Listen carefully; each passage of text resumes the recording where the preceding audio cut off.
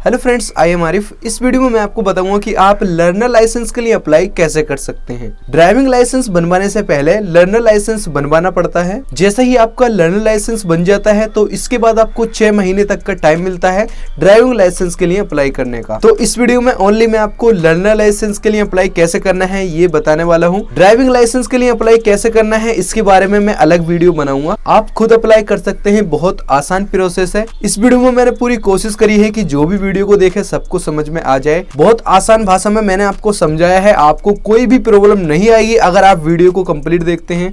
आपको और कोई वीडियो देखने की जरूरत नहीं पड़ेगी। बस आपसे रिक्वेस्ट है कि वीडियो को बिना स्किप करे देखना। तो चलिए बिना देरी करे सीख लेते हैं कि लर्नर लाइसेंस के लिए अप्लाई कैसे करते हैं।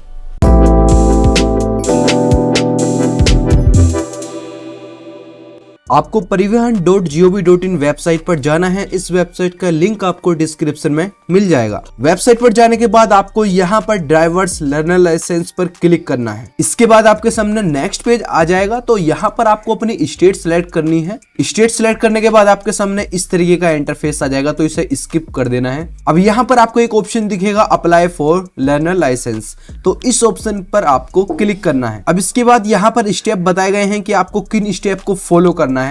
अब इसके बाद आपको कंटिन्यू करना है। अब इसके बाद आपके सामने नेक्स्ट पेज आ जाता है। तो यहाँ पर आपको सबसे पहले कैटेगरी सिलेक्ट करनी है। आप एक्स सर्विसमैन हैं, दिव्यांग हैं, जनरल हैं, आप अपने अकॉर्डिंग एक कैटेगरी यहाँ से सिलेक्ट कर सकते हैं। तो मैं ऐसे जनरल सिलेक्ट कर लेता हूँ। अब इसके बाद यहाँ पर आपको 3 ऑप्शन दिखेंगे। तो यहाँ पर आपको अपने अकॉर्डिंग इनमें से एक ऑप्शन को सिलेक्ट करना है। अगर आपके पास कोई भी ड्राइविंग या लर्नर लाइसेंस नहीं है तो आपको फर्स्ट ऑप्शन को सिलेक्ट करना है। अगर आपके पास कोई ड्राइविंग लाइसेंस है तो आपको मिडल वाले ऑप्शन को सिलेक्ट करना है। अगर आपके पास कोई लर्नर लाइसेंस है तो आपको लास्ट वाले ऑप्शन को सिलेक्ट करना होगा। तो मैं ऐसे फर्स्ट ऑप्शन को सिलेक्ट कर लेता हूं। अब इसके बाद सबमिट पर क्लिक करना है। अब इसके बाद आपके सामने नेक्स्ट पेज आ जाएगा। तो यहाँ पर आपको 2 ऑप्शन दिखाई देंगे। सबसे पहला ऑप्शन है सबमिट विद आधार ऑथेंटिकेशन और सेकंड ऑप्शन है सबमिट विदाउट आधार ऑथेंटिकेशन। तो इन दोनों ऑप्शन में फर्क क्या है ये मैं आपको बता देता हूं। अगर आप फर्स्ट ऑप्शन सिलेक्ट करेंगे तो इसके लिए आपके आधार कार्ड से आपका मोबाइल नंबर लिंक होना चाहिए। आपको आधार ऑथेंटिकेशन करना पड़ेगा। इस ऑप्शन में ये फायदा है कि आपको आरटीओ जाने की जरूरत नहीं पड़ेगी। डॉक्यूमेंट वेरिफिकेशन के लिए सब कुछ काम ऑनलाइन हो जाएगा। आपको केवल ई साइन करना पड़ेगा। इसके बाद आप टेस्ट भी ऑनलाइन दे सकते हैं। लेकिन अगर आप सेकंड ऑप्शन सिलेक्ट करते हैं तो इसमें आपको डॉक्यूमेंट्स वेरिफिकेशन के लिए आरटीओ जाना ही पड़ेगा। इसके बाद आपको टेस्ट देना होगा।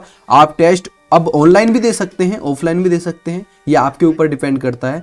लेकिन आपको सेकंड ऑप्शन में आरटीओ तो जाना ही पड़ेगा। इसके लिए आपके आधार कार्ड से मोबाइल नंबर लिंक होना जरूरी नहीं है। लेकिन मेरे आधार कार्ड से मोबाइल नंबर लिंक है, लेकिन फिर भी मैं सेकंड ऑप्शन को ही सिलेक्ट करूंगा क्योंकि हमारा जो आरटीओ है उसमें अभी ई-केवाईसी की फैसिलिटी अवेलेबल नहीं है। तो मुझे सेकंड ऑप्शन सिलेक्ट करना पड़ेगा। तो आपको सबसे पहले देख लेना है कि आपके आरटीओ में ई-केवाईसी की फैसिलिटी अभी अवेलेबल है या नहीं है, तभी आप यहाँ पर फर्स्ट ऑप्शन को सिलेक्ट करना। अगर आप फर्स्ट ऑप्शन सिलेक्ट करते हैं तो ये सब कुछ डिटेल आपके आधार कार्ड से ले लेगा। आपको अपनी पर्सनल डिटेल खुद नहीं डालनी पड़ेगी। लेकिन इस ऑप्शन में ऐसा बिल्कुल नहीं है, आपको सब कुछ डिटेल अपनी खुद डालनी पड़ेगी। दोनों ऑप्शन से बनाने का प्रोसेस सिमिलर ही है, इसलिए आप कोई से भी ऑप्शन से बना रहे हो लेकिन आप इस वीडियो को कंप्लीट देख लेना, आपके सब समझ में आ जाएगा। तो मैंने सेकंड ऑप्शन को सिलेक्ट कर लिया है। तो चलिए मैं सबमिट कर देता हूं। अब इसके बाद यहाँ पर मोबाइल नंबर टाइप करना है और जनरेट ओटीपी पर क्लिक करना है। ओटीपी टाइप करने के बाद आपको ऑथेंटिकेट विद सारथी पर क्लिक करना है। अब इसके बाद आपके सामने एक फॉर्म ओपन हो जाएगा। तो ये फॉर्म भरना बहुत आसान है। अगर आप आधार ऑथेंटिकेशन करते तो यहाँ पर सभी डिटेल्स आपकी ये आधार कार्ड से ले लेता, लेकिन अब मुझे भरनी पड़ेगी क्योंकि मैंने सेकंड ऑप्शन सिलेक्ट करा था। मैंने आपको पहले ही बता दिया था। तो ज्यादा डिफरेंस नहीं है, सेकंड ऑप्शन में खुद भरनी पड़ती है डिटेल्स सभी। तो यहाँ पर आपको सबसे पहले अपना आरटीओ ऑफिस सिलेक्ट कर लेना है, जो भी आपका आरटीओ ऑफिस है।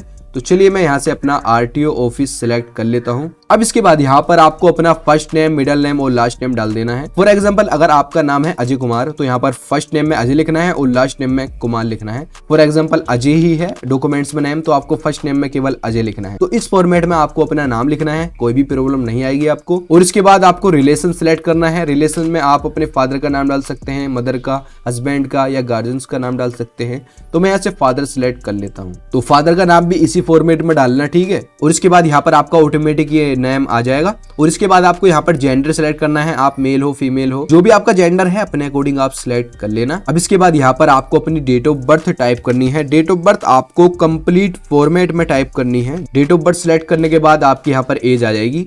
तो यहाँ पर आपको प्लेस ऑफ बर्थ डालने की जरूरत नहीं है, आप चाहें तो डाल सकते हैं, लेकिन ये ऑप्शनल है। अब इसके बाद यहाँ पर आपकी कंट्री होगी और आपकी क्वालिफिकेशन क्या है आप यहाँ से सिलेक्ट कर सकते हैं। तो मैं यहाँ से अपनी क्वालिफिकेशन सिलेक्ट कर लेता हूँ और आप यहाँ से अपना ब्लड ग्रुप भी सिलेक्ट कर सकते हैं, लेकिन ये भी ऑप्शनल है, आप चाहें तो सिलेक्ट कर सकते हैं वरना कोई बात नहीं है।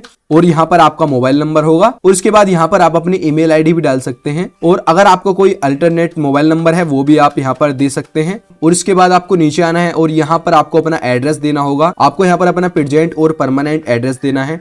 सबसे पहले अपनी स्टेट सिलेक्ट करनी है, फिर डिस्ट्रिक्ट सिलेक्ट करनी है और अपनी तहसील सिलेक्ट करनी है और इसके बाद आपको अपने विलेज का नेम सिलेक्ट कर लेना है। आपको अपना हाउस या फ्लैट नंबर डालना है और स्ट्रीट नेम या अपने गली मोहल्ले का नाम डाल देना है और इसके बाद आपको अपना पिन कोड यहाँ पर डालना है और इसके बाद आप इस एड्रेस पर कब से रह रहे हैं उसका भी आप यहाँ पर टाइम डाल सकते हैं, लेकिन ये ऑप्शनल है, टाइम डाल दो या मत डालो आपके ऊपर है। अब इसके बाद इसी तरीके से आपको परमानेंट एड्रेस डालना है। अगर आपका परमानेंट एड्रेस और प्रेजेंट एड्रेस सेम है तो आपको इस ऑप्शन पर क्लिक कर देना है। ऑटोमेटिक यहाँ पर आपका परमानेंट एड्रेस फिल हो जाएगा, आपको फिल करने की जरूरत नहीं पड़ेगी। अब इसके बाद आपको नीचे आना है और यहाँ पर आपको सिलेक्ट करना है कि आपको किस टाइप का अपना ड्राइविंग लाइसेंस बनवाना है। 2 व्हीलर के लिए बनवाना है, 4 व्हीलर के लिए बनवाना है। यहाँ पर सभी कैटेगरी आपको मिल जाएंगी। मोटरसाइकिल में भी 2 कैटेगरी मिल जाएंगी, मोटरसाइकिल विदाउट गियर और मोटरसाइकिल विद गियर। यहाँ से मैं मोटरसाइकिल विद गियर सिलेक्ट कर लेता हूँ। इसके बाद आपको इस आइकन पर क्लिक करना है। यहाँ पर आप देख सकते हैं व्हीकल कैटेगरी सिलेक्ट हो चुकी है। अगर आपको 4 व्हीलर के लिए भी बनवाना है अपना लाइसेंस तो यहाँ से आप लाइट मोटर व्हीकल की कैटेगरी सिलेक्ट कर सकते हैं। इस पर आपको क्लिक करना है और इसी आइकन पर आपको क्लिक करना है। तो फिलहाल मैं मोटरसाइकिल के लिए ही अपना लाइसेंस बनवाना चाहता हूँ, तो मैं यहाँ से लाइट मोटर व्हीकल को हटा देता हूँ। अब इसके बाद आपको यहाँ से ये सिलेक्ट करना है कि आपने ट्रेनिंग स्कूल से ली है या नहीं। अगर आपने ड्राइविंग किसी स्कूल से सीखी है तो इस ऑप्शन को आपको सिलेक्ट कर लेना है यहाँ से। अगर नहीं सीखी है तो सिलेक्ट करने की जरूरत नहीं है। अगर सिलेक्ट करेंगे तो आपको स्कूल का नाम भी डालना पड़ेगा। अब इसके बाद यहाँ पर आपको सेल्फ डिक्लेरेशन फॉर्म मिलेगा तो इस पर आपको क्लिक करना है। अब इसके बाद आपके सामने सेल्फ डिक्लेरेशन फॉर्म ओपन हो जाएगा। यहाँ पर आपको कुछ क्वेश्चंस के आंसर देने हैं। तो सबसे पहले क्वेश्चन में आपसे पूछा गया है कि आपको कोई ऐसी बीमारी है जिसमें आपको दौड़े पड़ते हैं या आप बेहोश हो जाते हैं, तो आपको यहाँ से अपने अकॉर्डिंग यस या नो सिलेक्ट कर लेना है। तो मैं यहाँ से नो सिलेक्ट कर लेता हूँ। अब इसके बाद आपसे पूछा गया है कि आपकी आंखें बिल्कुल सही हैं, क्या आपको अपनी आंखों से सब कुछ क्लियर दिखाई देता है, आपको अपने अकॉर्डिंग सिलेक्ट कर लेना है। तो मैं यहाँ से यस सिलेक्ट कर लेता हूँ। अब इसके बाद आपसे पूछा गया है कि आप अपने पैर या हाथ खो चुके हैं, तो आप अपने अकॉर्डिंग सिलेक्ट कर सकते हैं। तो मैं यहाँ से नो सिलेक्ट कर लेता हूँ। इसके बाद अगर आपको नाइट ब्लाइंडनेस की बीमारी है तो आपको यहाँ से यस या नो सिलेक्ट कर लेना है। तो मैं यहाँ से नो सिलेक्ट कर लेता हूँ। अब इसके बाद आपसे पूछा गया है क्या आपको सुनने में कोई प्रॉब्लम होती है, आपको कम सुनाई देता है क्या, तो मैं यहाँ से नो सिलेक्ट कर लेता हूँ। इसके बाद आपसे लास्ट में पूछा गया है क्या कोई आपको ऐसी बीमारी है जो आपकी ड्राइविंग पर असर डालती हो, तो आपको यस या नो सिलेक्ट कर लेना है। तो मैं यहाँ से नो सिलेक्ट कर लेता हूँ।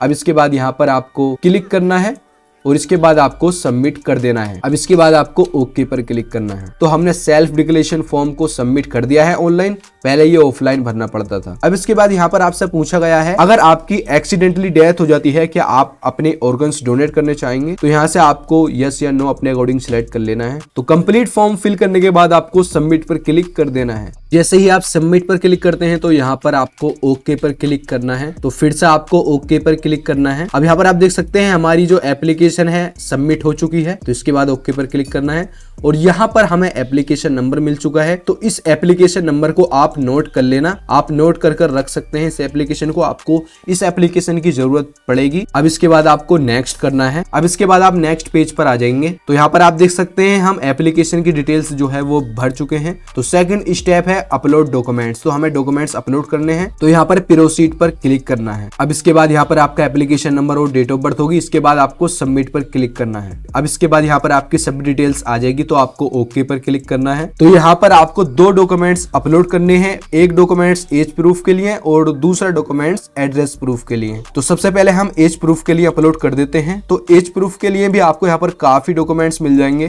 तो एज प्रूफ के लिए यहाँ पर हम आधार कार्ड विद DOB सिलेक्ट कर लेते हैं। अब इसके बाद ओके पर क्लिक करना है। इसके बाद यहाँ पर आपको अपना आधार कार्ड अपलोड करना है। यहाँ पर चूज फाइल पर आपको क्लिक करना है। आपके डॉक्यूमेंट्स का साइज 500 300 KB से ज्यादा का नहीं होना चाहिए। तो डॉक्यूमेंट्स मैंने सिलेक्ट कर लिया है, तो चलिए अपलोड पर मैं क्लिक कर देता हूँ। डॉक्यूमेंट्स अपलोड करने के बाद आप अपने डॉक्यूमेंट्स को व्यू पर क्लिक कर देख भी सकते हैं।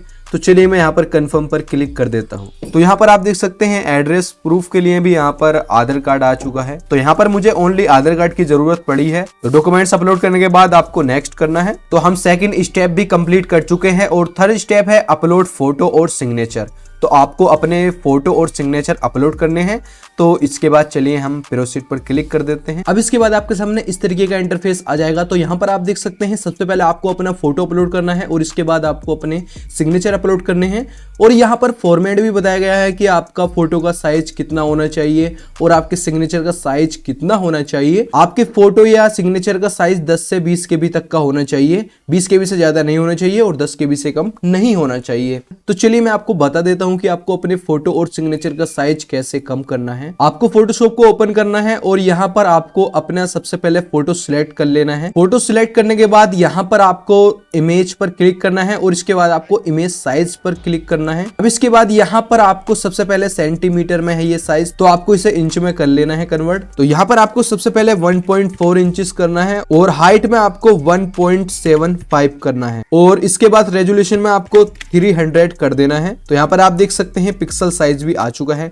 अब इसके बाद ओके करना है। तो यहाँ पर आप देख सकते हैं फोटो का साइज कम हो चुका है। अब इसे आपको सेव कर लेना है। तो चलिए मैं इसे सेव कर लेता हूँ। तो यहाँ पर आप सब कुछ सेटिंग देख सकते हैं। आपको इसी सेटिंग्स पर फोटो को सेव करना है। तो चलिए मैं इसे सेव कर देता हूँ। ओके पर क्लिक करना है। तो हमारा जो फोटो है वो सेव हो चुका है। तो यहाँ पर आप देख सकते हैं फोटो का साइज 18.9 KB का हो चुका है। अब इसी तरीके से आपको अपने सिग्नेचर फोटो का साइज कम करना है। तो इसका भी साइज इसी तरीके से कम करना, इमेज साइज में जाना और इसके बाद यहाँ पर आपको इंचेस सिलेक्ट करना है और इसके बाद यहाँ पर आपको सबसे पहले 1.4 इंच करना है और इसके बाद आपको 0.44 इंच करना है और इसके बाद यहाँ पर आप 300 रेजोल्यूशन कर सकते हैं। तो यहाँ पर भी आपको यही सेटिंग्स रखनी है। तो इस फाइल का भी साइज कम हो चुका है। तो मैंने यहाँ पर दोनों फाइल का साइज कम कर लिया है। तो चलिए सबसे पहले मैं फोटो सिलेक्ट कर लेता हूँ, इसके बाद सिग्नेचर भी सिलेक्ट कर लेता हूँ और इसके बाद अपलोड एंड व्यू फाइल्स पर क्लिक करना है। अब यहाँ पर आप देख सकते हैं फोटो और सिग्नेचर आ चुका है। इसके बाद save photo and signature image file पर क्लिक करना है। अब इसके बाद ओके पर क्लिक करना है। अब इसके बाद आपको नेक्स्ट करना है। अब यहाँ पर आप देख सकते हैं हम थर्ड स्टेप भी कंप्लीट कर चुके हैं और फोर्थ स्टेप है फीस पेमेंट का। तो इस स्टेप पर हमें पेमेंट करना है। तो प्रोसीड पर आपको क्लिक करना है। तो हमें टोटल 200 रुपीज का पेमेंट करना है। तो यहाँ पर आपको state bank of India select करना है और इसके बाद यहाँ पर जो कैप्चा लिखा है वैसा कैप्चा आपको यहाँ पर टाइप करना है। अब इसके बाद आपको पे नाउ पर क्लिक करना है। अब इसके बाद यहाँ पर आपको टर्म एंड कंडीशन को एक्सेप्ट करना है और इसके बाद प्रोसीड फॉर पेमेंट पर क्लिक करना है। अब आप पेमेंट पेज पर पहुंच जाएंगे। अब इसके बाद यहाँ पर आपको कुछ देर वेट करना होगा। अब इसके बाद आपको पेमेंट करनी है। तो पेमेंट मैं डेबिट कार्ड से करना चाहूंगा। अगर आपका SBI बैंक का डेबिट कार्ड है तो आपको इस ऑप्शन से पेमेंट करनी है, लेकिन मेरे पास SBI बैंक का डेबिट कार्ड नहीं है, किसी दूसरे बैंक का डेबिट कार्ड है। तो मैं इस ऑप्शन को सिलेक्ट करूंगा। तो यहाँ पर क्लिक हियर पर क्लिक करना है। अब इसके बाद आपको यहाँ पर कंफर्म पर क्लिक करना है। अब इसके बाद यहाँ पर आपको अपने डेबिट कार्ड की डिटेल डालनी है। सबसे पहले डेबिट कार्ड नंबर डालना है और इसके बाद आपको एक्सपायरी डेट सिलेक्ट करनी है। ये सब डिटेल आपके डेबिट कार्ड पर मिल जाएगी। अब इसके बाद कार्ड होल्डर्स नेम लिखना है, जो भी डेबिट कार्ड पर नेम है। इसके बाद CVV डालना है, ये भी डेबिट कार्ड पर लिखा होता है। अब इसके बाद यहाँ पर एक कोड लिखा हुआ है, जैसा ये कोड लिखा है वैसा टाइप कर आपको पे पर क्लिक करना है। अब इसके बाद आपके बैंक से जो भी मोबाइल नंबर रजिस्टर्ड होगा उस पर एक OTP आएगा, उस OTP को डालकर आपको सबमिट करना है। अब इसके बाद यहाँ पर हमारी पेमेंट प्रोसेसिंग में है। अब इसके बाद जैसा ही आप पेमेंट कर देते हैं तो आपके सामने इस तरीके का इंटरफेस आ जाता है। तो हमारी जो पेमेंट है वो सक्सेस हो चुकी है। अब इसके बाद आपको पेमेंट रिसिप्ट को प्रिंट कर लेना है। तो यहाँ पर click here for print receipt का ऑप्शन है, इस पर क्लिक करना है। अब इसके बाद यहाँ पर आपको इसे सिलेक्ट करना है और इसके बाद आपको ये कैप्चा कोड होगा, इस कैप्चा कोड को डालकर आपको प्रिंट रिसिप्ट पर क्लिक करना है। तो यहाँ पर आप देख सकते हैं पेमेंट रिसिप्ट आ चुकी है। तो इसे आपको RTO लेकर जाना पड़ेगा, तो इसे आप प्रिंट जरूर कर लेना। पेमेंट रिसिप्ट प्रिंट करने के बाद आपको उसी पेज पर जाना है और यहाँ पर आपको नेक्स्ट करना है। अब इसके बाद यहाँ पर आपका एप्लीकेशन नंबर होगा और डेट ऑफ बर्थ होगी। अगर डेट ऑफ बर्थ ना हो तो आपको फिर से अपनी डेट ऑफ बर्थ डाल देनी है यहाँ पर। इसके बाद आपको सबमिट पर क्लिक करना है। अब इसके बाद यहाँ पर लास्ट स्टेप बचा है, जो कि हमें स्लॉट बुक करना है। जिस डेट को हमें RTO जाना है, हमें अपॉइंटमेंट बुक करनी है। तो यहाँ पर आपको प्रोसीड करना है। अब इसके बाद में नेक्स्ट पेज आ जाएगा, तो यहाँ पर प्रोसीड टू बुक पर क्लिक करना है। इसके बाद यहाँ पर आप देख सकते हैं डेट सिलेक्ट करने को आ चुकी है, तो जो स्लॉट अवेलेबल है उस पर ग्रीन होगा, तो यहाँ से हम 31 जनवरी सिलेक्ट कर लेते हैं। अब इसके बाद यहाँ से आपको टाइम भी सिलेक्ट कर लेना है कि आपको किस टाइम पर जाना है, और यहाँ पर आप अवेलेबल सीट भी देख सकते हैं कितनी सीट यहाँ पर अवेलेबल हैं इस टाइम पर। तो मैं यहाँ से 12:30 से 2:30 बजे तक का टाइम सिलेक्ट कर लेता हूँ। अब इसके बाद बुक स्लॉट पर क्लिक करना है। अब इसके बाद आपके रजिस्टर्ड मोबाइल नंबर पर एक सिक्योरिटी कोड आएगा, वो कोड डालकर आपको कंफर्म टू स्लॉट बुक पर क्लिक करना है। मोबाइल नंबर पर जो सिक्योरिटी कोड आया था उसे मैंने यहाँ पर टाइप कर दिया है। इसके बाद कंफर्म टू स्लॉट बुक पर क्लिक करना है। अब यहाँ पर आप देख सकते हैं एक हमें रिसिप्ट मिल चुकी है, तो इसे आपको प्रिंट कर लेना है और इस रिसिप्ट को भी आपको अपने आरटीओ ऑफिस में लेकर जाना है। तो यहाँ पर एक प्रिंट का ऑप्शन है, तो इस पर आपको क्लिक करना है। अगर आपके पास प्रिंटर है तो आप तुरंत प्रिंट कर सकते हैं, अगर आपके पास प्रिंटर नहीं है तो आप इसे सेव कर सकते हैं अपने सिस्टम में। अब यहाँ पर आप देख सकते हैं ये भी लिखा है कि आपको 30 मिनट पहले जाना है अपने टाइम से, जो भी आपने टाइम सिलेक्ट करा है उससे आपको 30 मिनट पहले जाना है, ठीक है। तो चलिए अब मैं नेक्स्ट कर देता हूं। अब यहाँ पर आप देख सकते हैं हम सभी स्टेप कंप्लीट कर चुके हैं। अब इसके बाद आपको अपने आरटीओ सभी डॉक्यूमेंट्स को लेकर जाना है, जैसे कि आपको अपने आधार कार्ड को लेकर जाना है, जो भी आपने डॉक्यूमेंट्स अपलोड करने हैं उन सभी डॉक्यूमेंट्स को आपको लेकर जाना है, आधार कार्ड, पैन कार्ड और जो भी एप्लीकेशन फॉर्म है उसे भी प्रिंट कर आपको लेकर जाना है, और अपने डॉक्यूमेंट्स आपको ओरिजिनल भी लेकर जाने हैं, वेरिफिकेशन होगा आपका आरटीओ में। अगर आपसे कोई एप्लीकेशन प्रिंट करने से रह जाता है तो आप उसे बाद में भी प्रिंट कर सकते हैं। आपको इस पेज पर आना है और इसके बाद यहाँ पर आपको प्रिंट एप्लीकेशन फॉर्म का ऑप्शन दिख रहा होगा, इस पर आपको क्लिक करना है। तो यहाँ पर आपको अपना एप्लीकेशन नंबर टाइप करना है और अपनी डेट ऑफ बर्थ टाइप करनी है। अब इसके बाद आपको यहाँ पर सभी फॉर्म मिल जाएंगे, तो आपको इन सभी को प्रिंट कर लेना है। इसमें आपको एक फॉर्म को छोड़ देना है, प्रिंट फॉर्म 1A। जैसे ही आप इस फॉर्म पर क्लिक करते हैं तो यहाँ पर लिखा हुआ आ जाता है this form is not required for the request transaction. तो इस फॉर्म की आपको जरूरत नहीं है। सभी फॉर्म को प्रिंट करने के बाद डॉक्यूमेंट्स को भी लगाना है इनमें आपको, और इसके बाद आपको ओरिजिनल डॉक्यूमेंट्स भी आपको ले जाने हैं आरटीओ में। जो भी आपने डेट और टाइम सिलेक्ट करी है उसी डेट और टाइम पर जाना है, 30 मिनट पहले जाना है अपने आरटीओ में। इसके बाद आपका टेस्ट भी होगा, जहां पर आपको ट्रैफिक रूल को लेकर कुछ क्वेश्चंस पूछे जाएंगे, तो आपको उन क्वेश्चंस के आंसर देने हैं। अगर आप ऑफलाइन टेस्ट ना देना चाहें तो आप ऑनलाइन भी टेस्ट दे सकते हैं, इसके बारे में मैं वीडियो बनाऊंगा, लेकिन इससे पहले आपको डॉक्यूमेंट वेरिफिकेशन होगा। टेस्ट देने के बाद आपको आपका लर्नर लाइसेंस मिल जाएगा, आप डाउनलोड कर सकते हैं। मैं आपको बताऊंगा कि आपको टेस्ट कैसे देना है ऑनलाइन, और मैं आपको ये भी बताऊंगा कि आपको अपना लर्नर लाइसेंस डाउनलोड कैसे करना है। इस सब के बारे में मैं एक अलग से वीडियो बनाऊंगा। अगर एप्लीकेशन फॉर्म भरते टाइम कोई एरर आ जाता है तो आपको स्टार्टिंग से अपनी एप्लीकेशन स्टार्ट करने की जरूरत नहीं है। यहाँ पर आपको सभी ऑप्शन मिल जाएंगे। अगर आपके डॉक्यूमेंट्स अपलोड करने से रह जाते हैं तो यहाँ से आप अपने डॉक्यूमेंट्स अपलोड कर सकते हैं, और आप अपनी फीस पेमेंट भी कर सकते हैं, और आप अपने सभी एप्लीकेशन फॉर्म भी यहाँ से प्रिंट कर सकते हैं, और अगर आप अपनी अपॉइंटमेंट डेट चेंज करना चाहें वो भी आप यहां से कर सकते हैं। तो सभी स्टेप आपको यहां पर भी मिल जाएंगे, आपको बिल्कुल भी घबराने की जरूरत नहीं है। जैसे ही आपका लर्नर लाइसेंस बन जाता है तो आपको यहां पर ड्राइविंग लाइसेंस के लिए अप्लाई करना पड़ेगा, यहाँ पर ऑप्शन है, तो इसके बारे में मैं वीडियो बनाऊंगा। जैसे ही आपको लर्नर लाइसेंस मिल जाता है तो 6 महीने तक का टाइम होता है ड्राइविंग लाइसेंस के लिए अप्लाई करने का। इसके बारे में मैं कंप्लीट वीडियो बनाऊंगा कि ड्राइविंग लाइसेंस के लिए अप्लाई कैसे करें, तो आप चैनल से जुड़े रहना। अब इसके बाद यहाँ पर आपको एप्लीकेशन स्टेटस का भी ऑप्शन दिख जाएगा। इस ऑप्शन की मदद से आप अपनी एप्लीकेशन का स्टेटस भी देख सकते हैं कि आपकी एप्लीकेशन अप्रूव हुई है या नहीं हुई है। डॉक्यूमेंट वेरिफिकेशन के बाद आप चेक कर सकते हैं।